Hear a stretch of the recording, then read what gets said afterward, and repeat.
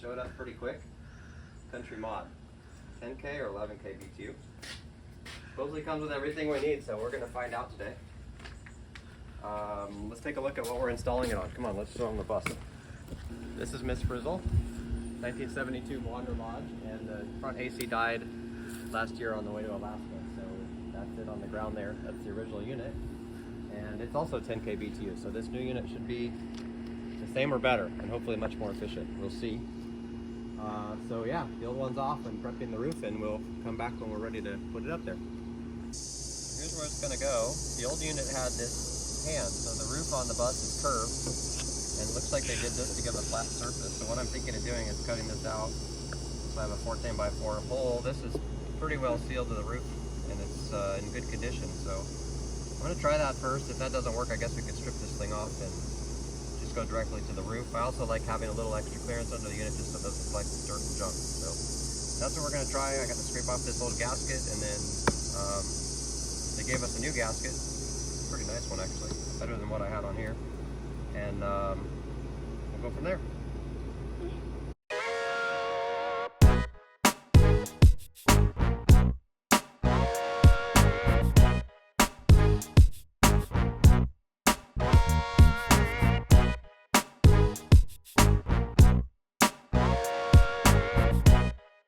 Alright, we've got this cleaned up. I ended up taking that metal tray off of here because it was actually catching water underneath and starting to rust the tray. So we're going to put the AC straight on the roof.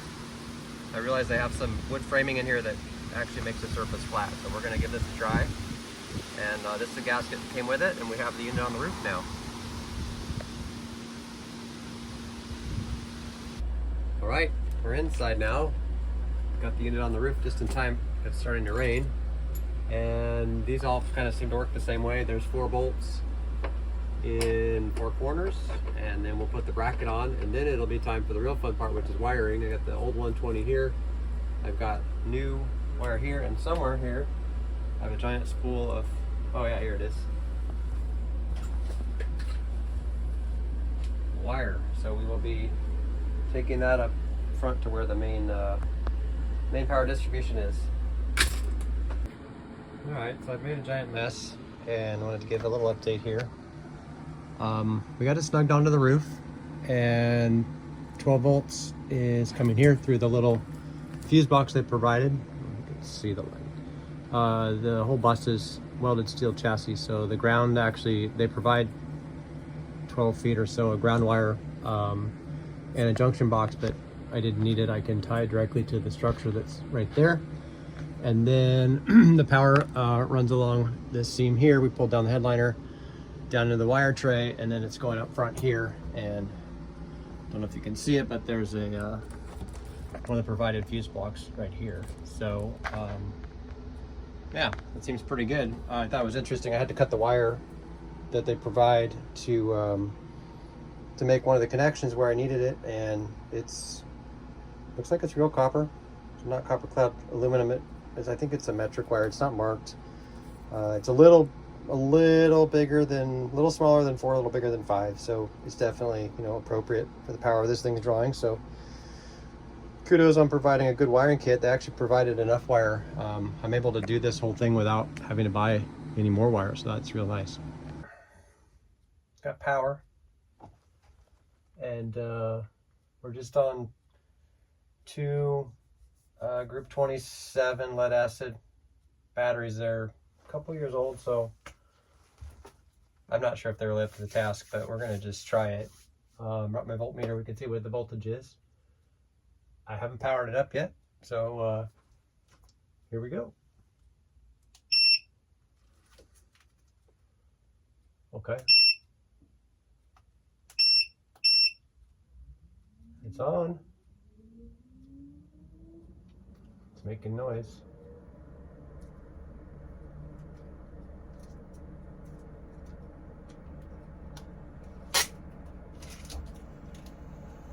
I heard the compressor running.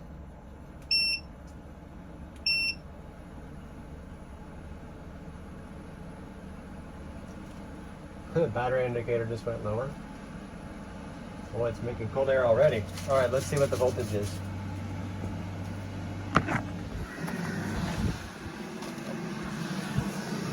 not sure I have enough hands to do this.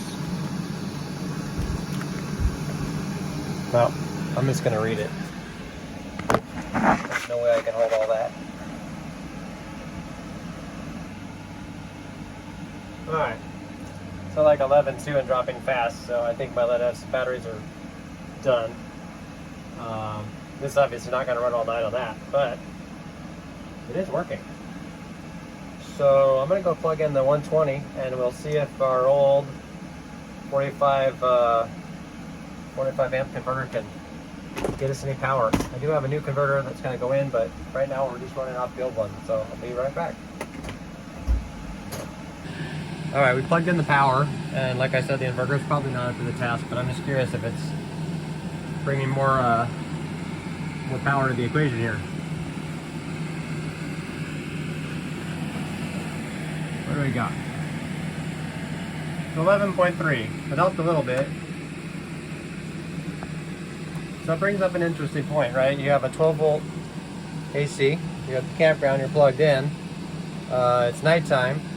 So even if I had solar, which I don't, I can't use it. You're going to need something to keep your batteries charged overnight. And I think most rigs are, unless you got a high-end one, they're coming with like a 45 or 50 5 amp converter, which might be not enough to keep this thing running. So I actually we're going to putting in an 80 amp converter that also supports lithium ion, so we can get some better batteries in here. But for now, there's lots of cold air, so that's a good thing.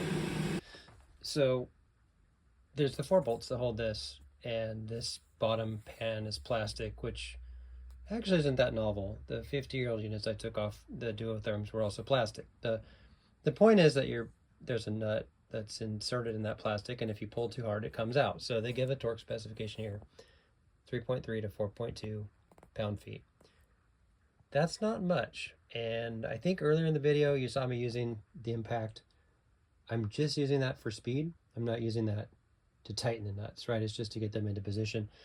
Took me a little digging, but I did find a torque wrench that will do this low range. So I have a feeling that most people install this aren't going to have a tool like that, and they're not going to buy one. The point is, be gentle. That is not much torque, and I think if you crank that too high, you're just going to strip those the nuts right out of the plastic. Okay, we're almost done. There's a couple things in the instructions that I think are ridiculous, right? Okay, so I didn't even watch the video. Probably should. This is all fine. They're asking you to put a plastic duct on the bottom of the AC unit before you put it on the roof, which is bizarre to me because that's an opportunity to break it, having that on the bottom of the unit. Or you're trying to put it on the roof. Once it's on the roof, you have perfect access to put that on. So save that step 2 for later. The other one that is strange to me is that they have you putting these studs, the rods, on the holes before the unit's gone on top of the camper, which again, right, these are just 4 metal stabby things that are going to be, poking you and scraping holes on top of your camper. Again, you can put those on once the unit sits on top of the hole. So save step 3 for later, in my opinion. This is fine. We're assembling some of the internal stuff. Okay, now we put the AC unit on top. Here's where I would go back, or in step 6 would be, put the duct up there, put the 4 studs in, and then you can put the mounting bracket.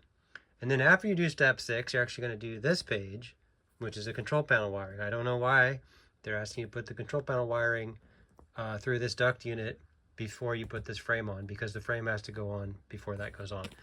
So, there's a few edits that could be made to make this a little easier.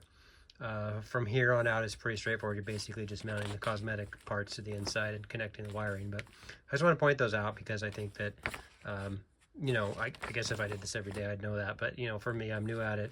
And I actually went back and forth a few times and wasted some time because, the instructions are giving you stuff that's a lot of order.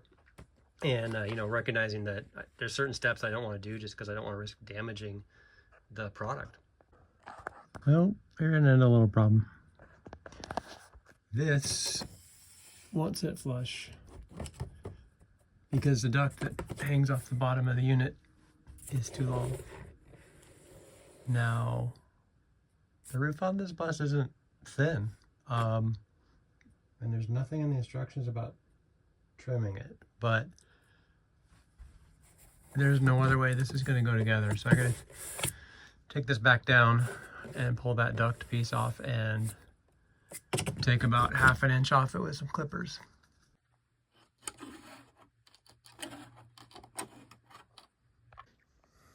We got another minor hiccup. The corner of this duct right there hits on the corner of the metal bracket with the bolt coming through it. So this will not fit all the way. Got a gap.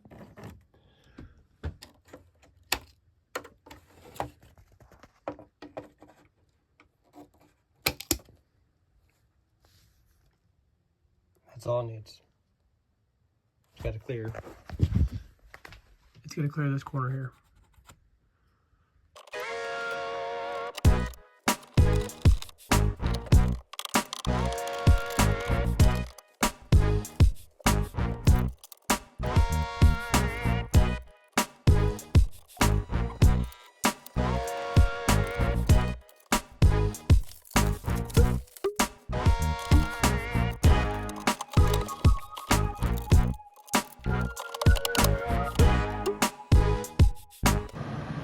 Alright, it's in, it's working.